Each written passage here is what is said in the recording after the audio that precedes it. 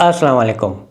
Netherlands का visa approval ratio तमाम Schengen countries से बेहतर है।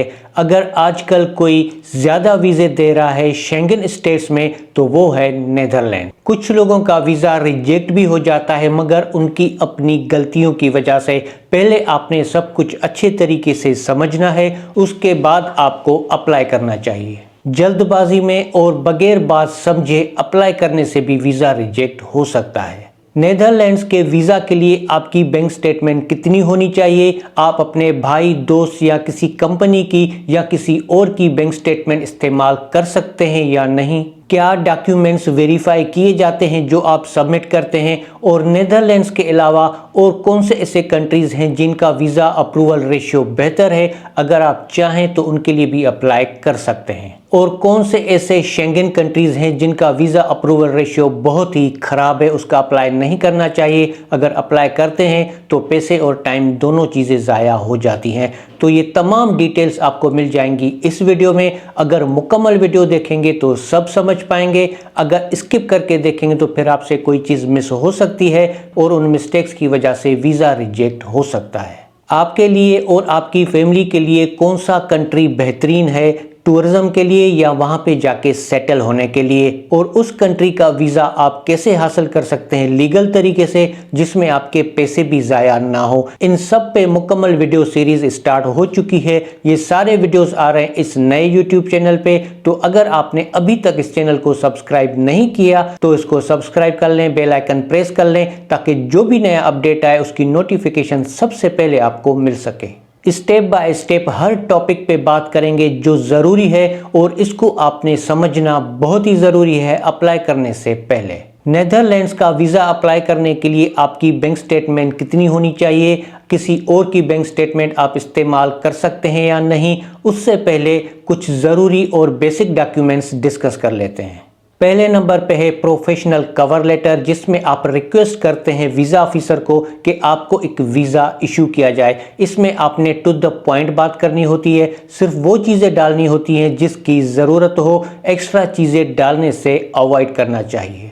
यहाँ पे मिस्टेक करने से आपको अवॉइड करना चाहिए। दूसरे नंबर पे है day by day travel plan. आपने कितने दिन का प्लान बनाया है, आप कितने दिन जाके वहाँ पे स्टे करेंगे, उन तमाम दिनों की एक्टिविटीज़ डे बाय डे आपको जस्टिफाई करनी होती हैं ट्रैवल प्लान में। और प्लान उतने दिन का रखें जो जेन्युइन, ना ज़्यादा दिन हो ना बहुत ही कम दिन हो। जब ज़्यादा दिन होते हैं तो आपकी वीज़ा एप्लीकेशन के अप्रूवल के चांसेस कम हो जाते हैं। अगर बहुत ही कम दिन रखते हैं तो इससे भी डाउट होता है वीज़ा ऑफिसर को कि बहुत ही कम दिन के लिए ये बंदा इतने पैसे खर्च करके क्यों जा रहा है। तीसरे नंबर पे है ट्रैवल हिस्ट्री डॉक्यूमेंट। अगर आप पहले कुछ कंट्रीज विजिट कर चुके हैं तो उनको आप इस ट्रैवल हिस्ट्री डॉक्यूमेंट में अच्छे तरीके से जस्टिफाई कर सकते हैं, क्योंकि ये डॉक्यूमेंट जैसे ही वीज़ा ऑफिसर के सामने जाता है तो उसको आइडिया हो जाता है कि ये बंदा पहले इतने कंट्रीज विजिट करके आ चुका है। अगर किसी ने कोई भी कंट्री विजिट नहीं किया तो फिर इस डॉक्यूमेंट की ज़रूरत नहीं होती।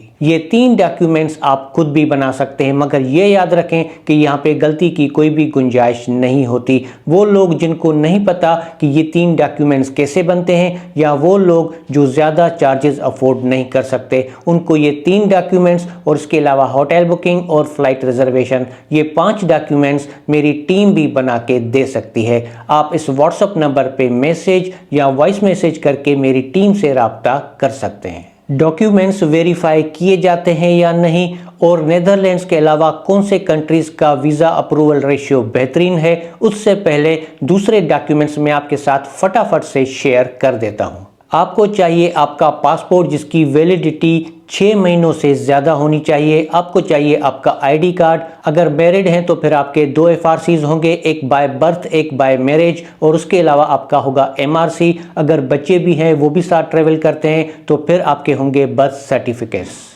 अगर आप जॉब करते हैं तो आपका जॉब लेटर और आखिरी 3 महीनों की पे स्लिप्स। अगर बिजनेस करते हैं तो फिर आपके बिजनेस के डॉक्यूमेंट्स आपको अटैच करने होंगे। आखिरी 6 महीने की bank statement account maintenance certificate के साथ, और इसके अलावा आपको चाहिए ट्रेवल हेल्थ इंश्योरेंस, जिसकी कवरेज कम से कम 30,000 यूरो या 50,000 यूएस डॉलर होने चाहिए। अगर आप पाकिस्तान में अप्लाई नहीं करते, किसी दूसरे कंट्री में स्टे करते हैं, वहाँ से अप्लाई करते हैं, तो फिर आपका एनआईसी नहीं होगा, आपका एफआरसी नहीं होगा। उसकी जगह आप वहाँ का लोकल आईडी कार्ड यूज़ कर सकते हैं और वहाँ का वर्क वीज़ा की कॉपी जो है वो आप यूज़ कर सकते हैं। साथ साथ आपके साथ ये भी शेयर करता चलूँ कि Denmark, Hungary, Switzerland, Sweden, Norway, Belgium, ये ऐसे कंट्रीज़ हैं जिनका वीज़ा अप्रूवल रेशियो बहुत ही ख़राब है टूरिस्ट वीज़ा के लिए। अगर फर्स्ट टाइम या सेकंड टाइम अप्लाई करते हैं फिर तो इन कंट्रीज़ के लिए बिल्कुल भी अप्लाई ना करें, क्योंकि इनका वीज़ा अप्रूवल रेशियो बहुत ही कम है टूरिज़्म के लिए। तो आपके पैसे, टाइम, दोनों चीज़ें रिस्क पे होंगी।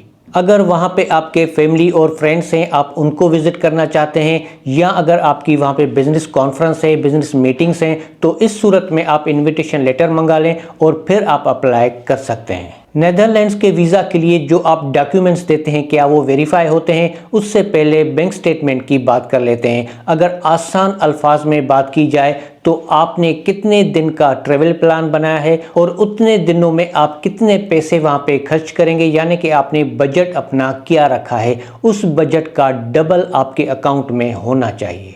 डबल क्यों होना चाहिए, उसकी वजह क्या है? अगर आप कैलकुलेशन को मज़ीद समझना चाहते हैं तो इस पे एक मुकम्मल वीडियो पहले बन चुकी है, उसका लिंक आपको आई बटन पे और इस वीडियो की डिस्क्रिप्शन में भी मिल जाएगा। इस वीडियो को देखने और समझने के बाद आप वो वीडियो वॉच कर सकते हैं। टूरिज्म पर्पस के लिए किसी और की बैंक स्टेटमेंट नॉर्मली कंसीडर नहीं होती। उसकी वजह क्या है ये भी उस वीडियो में मैंने तफसील से एक्सप्लेन कर दिया है। अगर आप नेदरलैंड्स जाते हैं और वहाँ से किसी दूसरे कंट्री जाते हैं, या नेदरलैंड में ही कहीं पे भी किसी भी शेंगन स्टेट में अगर आपको जॉब मिल जाती है तो आपको एग्जिट करने की ज़रूरत नहीं होती, वहाँ पे रहते हुए आपका वीज़ा कन्वर्ट हो जाता है। नेदरलैंड्स के अलावा कौन से दूसरे कंट्रीज़ हैं जिनका वीज़ा अप्रूवल रेशियो बेहतरीन है? आप चाहें तो उनके लिए भी अप्लाई कर सकते हैं। उससे पहले डॉक्यूमेंट्स वेरिफिकेशन की बात कर लेते हैं। जितने भी डॉक्यूमेंट्स आप देते हैं उनमें से जो भी इंपॉर्टेंट डॉक्यूमेंट्स हैं वो तमाम डॉक्यूमेंट्स वेरीफाई किए जाते हैं। उसमें आपकी बैंक स्टेटमेंट हो गई, आप जॉब करते हैं या बिजनेस करते हैं, जो भी उसके डॉक्यूमेंट्स हो गए, इसके अलावा जो भी इंपॉर्टेंट डॉक्यूमेंट हो वो वेरीफाई किए जाते हैं। इसलिए हमेशा जेन्युइन डॉक्यूमेंट्स इस्तेमाल करें। गलत डॉक्यूमेंट की वजह से वीज़ा तो रिजेक्ट होता ही है, मगर वहाँ पे 5 साल, 10 साल या लाइफ टाइम का बैन भी लग सकता है। क्योंकि अगर खुदा न खास्ता किसी पे कोई बैन लगता है किसी भी एक शेंगन कंट्री से, तो वो तमाम शेंगन कंट्रीज के लिए बैन हो जाता है।